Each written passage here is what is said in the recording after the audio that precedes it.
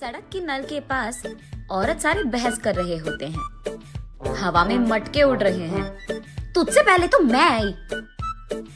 आहा, तुझसे पहले मैं आई। अरे रुको तुम, चूल्हे पे दाल पक रहा है, एक मटका पानी तो लेने दो। अरे तुम रुको, वहाँ झूले में मेरा बेटा रो रहा है। अरे निकलो तुम्हारी कहानियाँ। चूल्हे पे दाल पक रहा है तो मैं क्या करूँ, और झूले में बच्चा रो रहा है तो मैं क्या करूँ। ऐसे उन दोनों औरतों को बगल में धकेलकर तीसरी औरत नल के पास आकर उसका मटका भर देती है। इतने में वही बगल में आमने सामने घरों में रहने वाले मंदाकिनी और मंगतायरू उनके अपने अपने मटके लेकर वहाँ आते हैं। एक दूसरे को देखते ही वो दोनों गुस्से से लाल हो जाते हैं। मंगतायरू और मंदाकिनी दोनों सास बहू हैं और दोनों एक ही घर में रहते थे। मंदाकिनी मंगतायरू से बहुत लड़कर उसके पति को मनाकर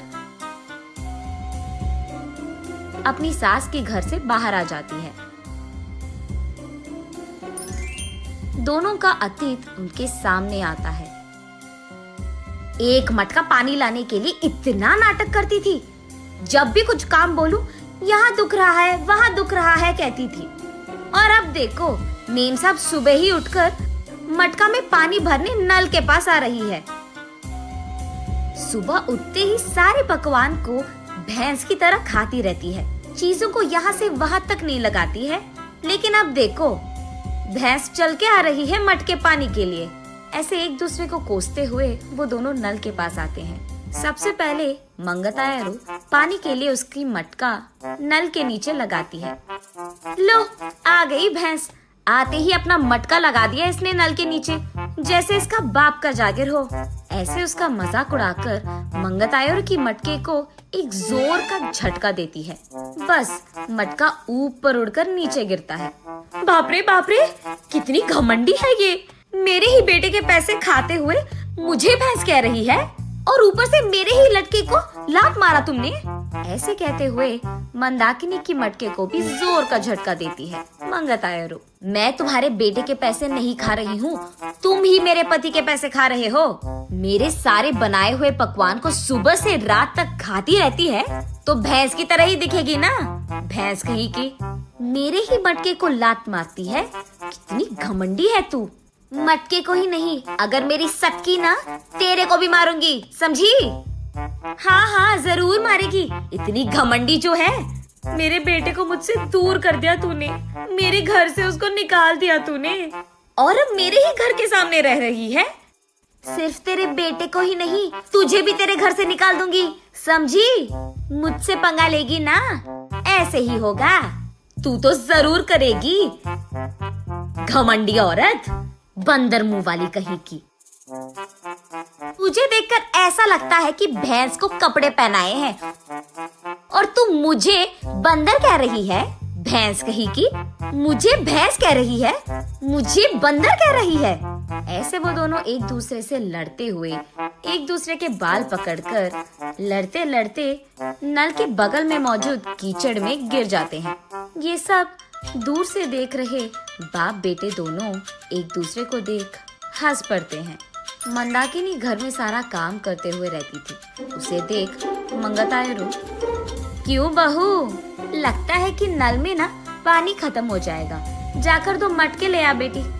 ऐसे ऑर्डर देती थी मंगतायरू। मंदाकिनी के हाथों बनाए सारे पकवान खाते हुए वो हमेशा शिकायत करती थी कि इसमें नमक कम है और इसमें मिर्ची ज्यादा है, ये तो बहुत तीखा हो गया, ये तो बहुत मीठा है। उसके शिकायत सुनने के 2 दिन बाद तक मंदाकिनी रसोई घर का मुंह भी नहीं देखती थी, रूठ कर अपना मुंह लटकाती थी।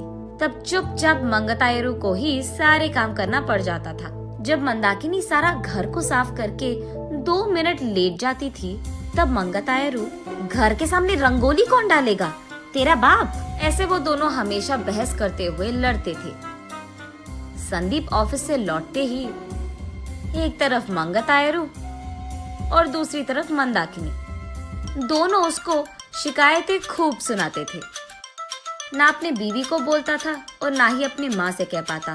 अपने आप में बहुत निराश हो जाता था संदीप। बहुत दिन देखने के बाद अब उसके पास ताकत नहीं था। वो एक दिन अपने पिता के पास जाकर ऐसे कहता है, पापा, मैं घर से अलग होने की सोच रहा हूँ।